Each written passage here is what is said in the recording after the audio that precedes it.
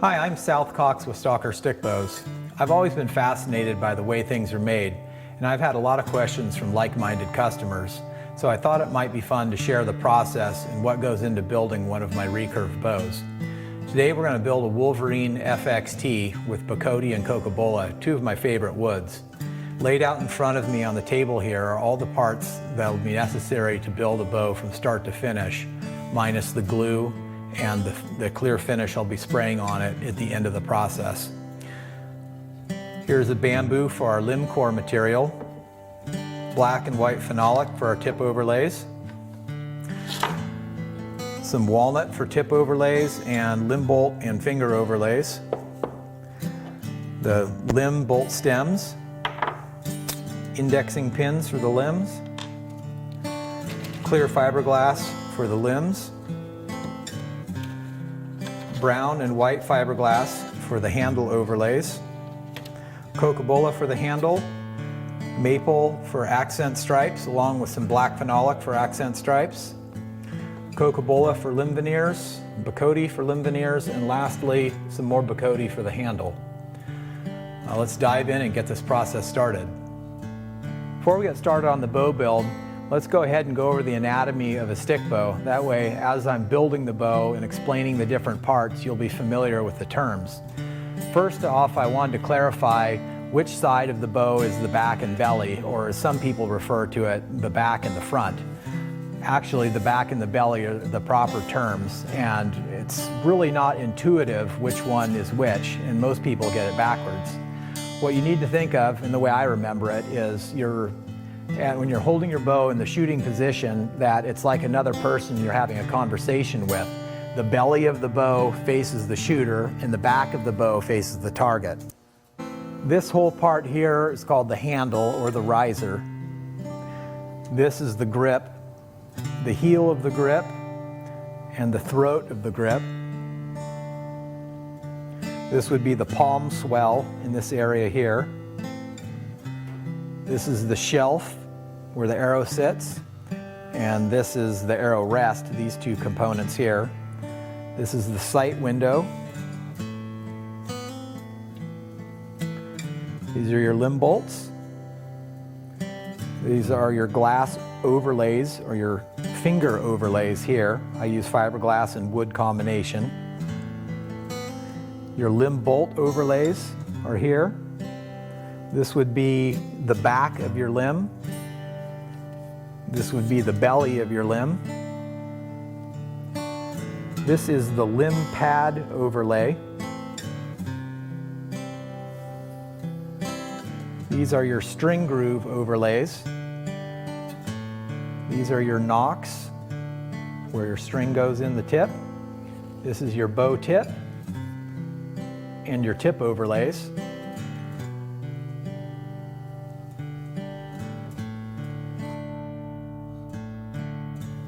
Because the handle is glued up in 3 different steps, each phase requiring a couple of hours for curing time for the glue, we'll start on the handle first. Layout is done to capture the most striking grain while simultaneously trying to get maximum yield of the material. A whiteout pen works well on darker or oily woods. The templates are slightly oversized, so I can cut into my white marking line without worrying about ruining my workpiece.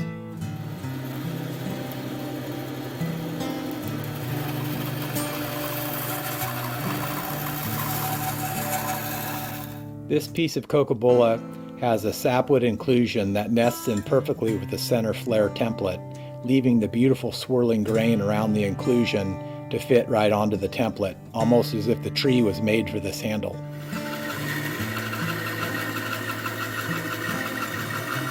Next, the parts go over to the profile sander. Each piece is clamped into a jig specific to that particular model and handle size. Depending on the handle design, there is up to 7 different jig profiles the handle will go through before it's finished. The jig rides along a rub collar just below the sanding belt. Each piece is run through multiple passes until no more sawdust is produced on a pass.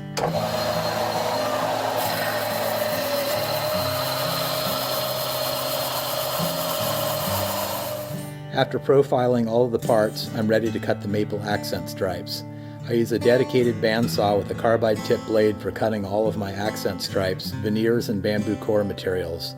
I use a scrap piece of material for initial setup to cut my pieces about 20/1000ths of an inch oversized for thickness. After cutting them, it's off to the thickness sander. 36 grit cuts off excess material quickly, and the rough grit leaves lots of ridges and valleys in the material to make a stronger glue joint with more gluing surface than you would have with a finer grit of sandpaper.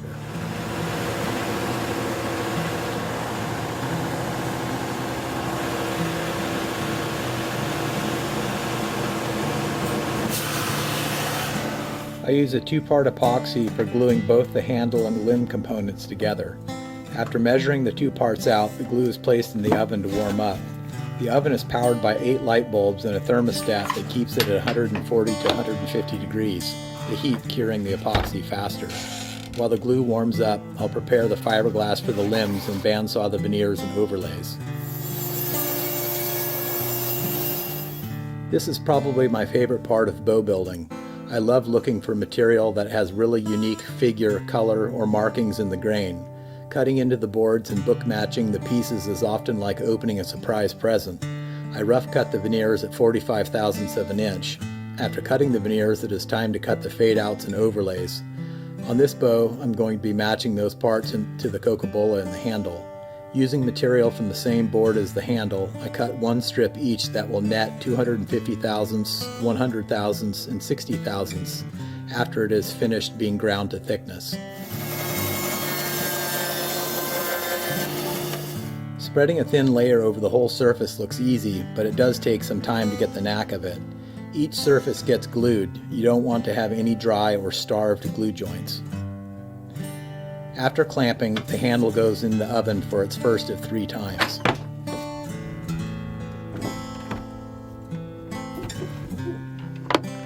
Now it is time to grind all of these pieces and the veneers to their finished thickness. The veneers will be ground to 25/1000ths of an inch with a wide belt sander. A couple of passes on each side, then flipping and reversing the veneers on the last pass, and they will come out to a nice, consistent thickness.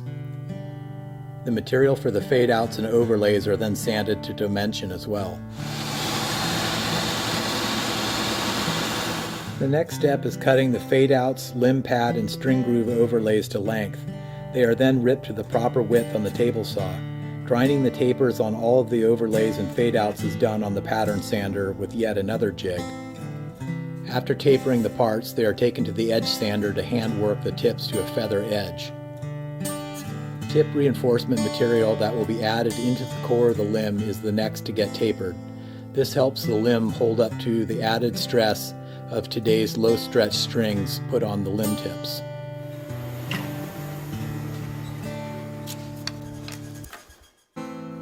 The walnut I've selected for the limb bolt overlays, the limb tips, and the handle finger overlays is the next to get sliced up in the bandsaw. Next, the limb bolt overlays are sanded to a feather edge. Black and white phenolic material is cut to length to be glued up with a 60/1000ths thick walnut for the tips. I only need 28 inches of the 36-inch long veneers, so I lay them out and mark them to length, leaving the end with the best figure and color. The veneers are paired together and carefully measured for thickness. The finished weight of the bow is determined by a combination of the total thickness of the fiberglass, the veneers, and the tapered bamboo core that I'll be cutting next. Using records from bows I've built in the past, I'm able to accurately build to my customer's desired finished draw weight. In order for a limb to draw smoothly and generate excellent performance, the limb is tapered in both width and thickness. The taper and width is performed after the limb has been glued up, but the taper and thickness is internally built into the limb. I like to use bamboo for my limb cores as the material is light in mass weight and very snappy. I use a tapered template that I place between my bamboo blank and the fence of the bandsaw to cut a taper into my blank. This shortens machining time and makes more efficient use of material. The bamboo blanks are then placed on a tapered sled and get the same treatment as the veneers. Finishing at the thickness that I've calculated will net the draw weight the customer wants.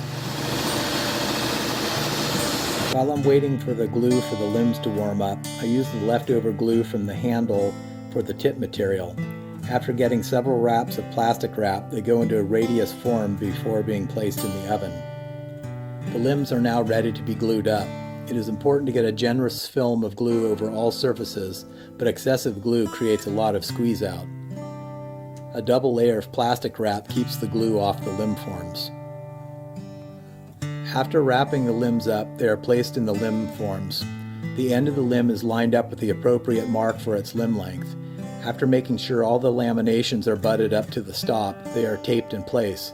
A pressure strip is laid over the limbs, followed by a fire hose and then the top of the limb form. The hose is inflated to 70 pounds before the limbs are placed in the oven for 3.5 hours. While the limbs are cooking in the oven, I prep the fiberglass overlays for the back of the handle. A piece of white, brown, and clear fiberglass are cut to length along with the Bacote veneer to lay under the clear glass. After their ends are feathered, a piece of shorter white fiberglass and walnut form the finger overlay. The handle is ready to come out of the oven from its first pass.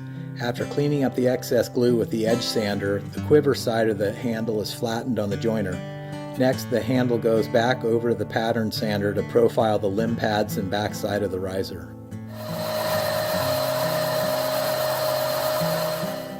The next step is to make 2 cuts in the handle with the table saw where fiberglass reinforcement strips will be placed. A piece of 100/1000ths of an inch Coca-Cola will be placed over the top of the inserts to cover them.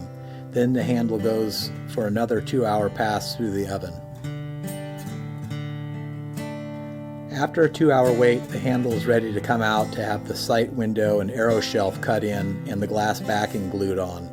The Coca-Cola limb pad caps are sanded flush to the edges of the handle before the handle goes back over to the profile sander. The back of the handle is ground one final time, thinning the limb pad caps and making the back profile of the handle consistent from bow to bow. Next, the location of the top of the shelf is located and the thickness of the sight window is marked out for the bandsaw. Routing the shelf profile is the final step before the glass backing is glued on. The router also determines the final thickness of the sight window. After gluing up the glass, it's back into the clamps and then into the oven for its last pass. The tip material I had glued up earlier is ready to be pulled out of its form. Now the limbs are ready to be removed from their forms. An indexing mark on either end of the limbs marks where I will make a shallow cut into the limb. On the tip end, this marks where I will cut it to length. On the butt end, this is where it will line up in the jig where I drill the limb bolt hole and limb pin indexing holes. One edge of both limbs is carefully ground until all of the glue is removed and all of the laminations are exposed. After removing the plastic wrap, I run the limbs through the table saw to make a parallel edge on the limb. Fiberglass splinters are nasty, so I knock the edges of the limbs down with the drum sander. Following this, the limbs are cut to length at the indexing mark cut into the limb when it was in the limb form. I use a disc sander to flatten the limb pad overlay. A machinist square verifies if I have kept the limb pad flat and square to the limb. Next, it is time to drill the holes in the limbs. The small mark cut in the limb butt is used to index the limbs in the drill jig. After drilling the holes, they are chamfered with a stone. I use a small piece of sandpaper on a flat block to sand out the circular sanding marks from the disc sander. Our carbide reamer enlarges the limb hole a couple of thousandths of an inch to allow the limb bolt to slide in rather than to have to thread it through the limb.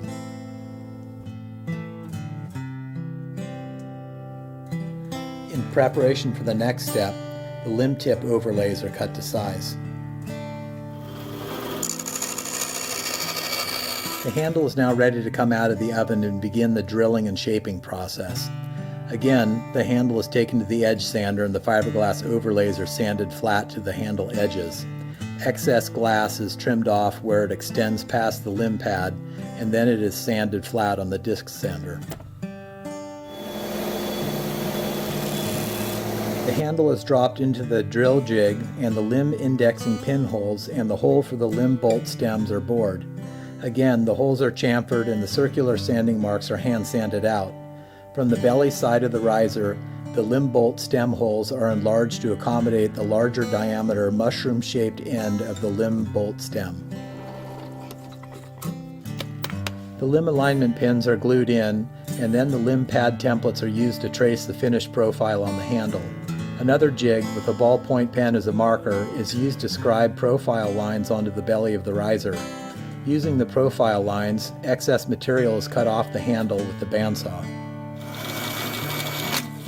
A drill press with a Forstner bit is used to locate the throat of the grip, and the excess material in the palm area is bandsawed off. Now the profiling of the handle is finally ready to begin. The shaping requires a steady hand as the 36 grit sandpaper eats up wood quickly, and a small bobble could ruin all the work I've put into the handle thus far. The shaping of the handle is done using 3 different sanders, each for a specific function. The bulk of the material is removed with the largest diameter drum. The smaller spindle sander gets into the tighter areas in the grip and sight window. The third sander is used only on the shelf. The sanding head is triangular in shape with a point radius to match the angle and radius of the shelf. Profiling the handle generally takes me about 30 to 45 minutes without including the fine sanding. After profiling the handle, temporary limb bolt stems are inserted and then the limbs are bolted on. The next step is tillering the limbs, probably the most critical part of building a recurve bow. Using a tillering cable, the bow is strung using a steel cable captured by 2 aluminum blocks with slots cut into them to slip over the ends of the limbs. The purpose of this is twofold: to identify which limb will be the top and bottom limb and to find the center line of the limb. The first order is to determine which will be the top limb. Measuring the distance from where the limb meets the riser to the string at both the top and bottom of the handle. The weaker limb, or the limb that measures the longer distance from the string to the handle, is the one that will be on the top. If need be, the limbs are swapped top to bottom. Finding the center line of the limb is important so that you don't build a twisted limb. The logical approach would be to physically measure and mark the center line, but the torsional center line of the limb is often not the numerical center line. To find the torsional center line, the bow is strung with the tillering blocks and the alignment of the limbs are visually checked. If the tillering block is not centered on the limb will twist to the side. Shifting the tillering blocks until both limbs track in line establishes the center line of the limb. After marking the location of the blocks and the edges of the cable, I will use these lines to reference the template to cut the limb profile. The clear template gets centered over the lines and clamped with 3 pinch clamps. A carbide-tipped scribe is used to etch a cut line along the edge of the template, and a pen is used when I get to the string groove overlay. The area where the tips are going to be glued on gets roughed up with some sandpaper, and then the limbs are glued on with cyanoacrylate. While the tips are drying, I'll work on the fine sanding on the handle. The limbs are trimmed close to the scribed line and then taken to the edge sander to grind the rest of the way to the line. The limb edges are again sanded to avoid fiberglass splinters. A small guide is clamped onto the limb tips. A groove on each side of the guide locates the angle and position of the string groove I will cut in. The initial cut is just deep enough to hold the string in place so I can string the bow and check to make sure the limb is tracking straight.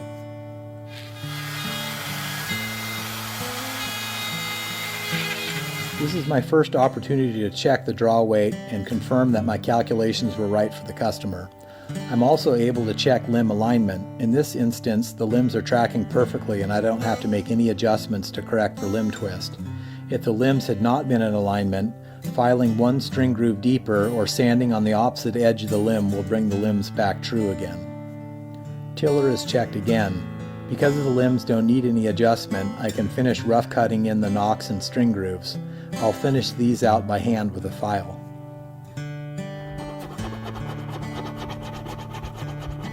Now that I know I've hit weight on this pair of limbs, I'll mate the limbs to the handle.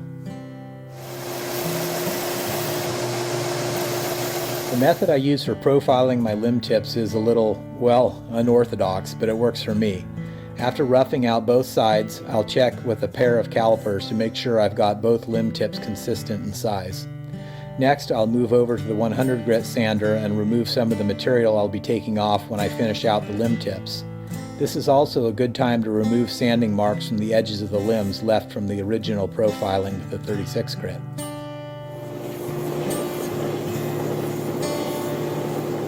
The bow gets strung again, the tiller checked, and the limb alignment rechecked. Off come the limbs, and now it is time to do the final filing on the nocks and string grooves.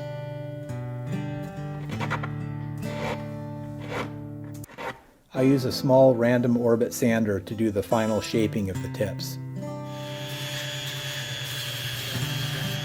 Back on the 100 grit sander, the excess glue that squeezed out while in the limb forms is sanded off and the overlays are blended into the limbs. A final pass over the limb edges removes the fine scratches. Restringing the bow again, I'll adjust the bow to desired brace height and bring the bow into the proper tiller. A quick pass over the smooth glass with some fine sandpaper scuffs it up to provide a good bond for the 5 coats of finish that will get sprayed on the bow. Now it is time to do the final sanding on the handle with the random orbit sander, removing any residual scratch marks from the 100 grit sandpaper. Before I take the bow to the flap sander, I'll take the bow outside and run some arrows through it to make sure the bow meets my expectations. Everything checks out, so it's off to the flap sander.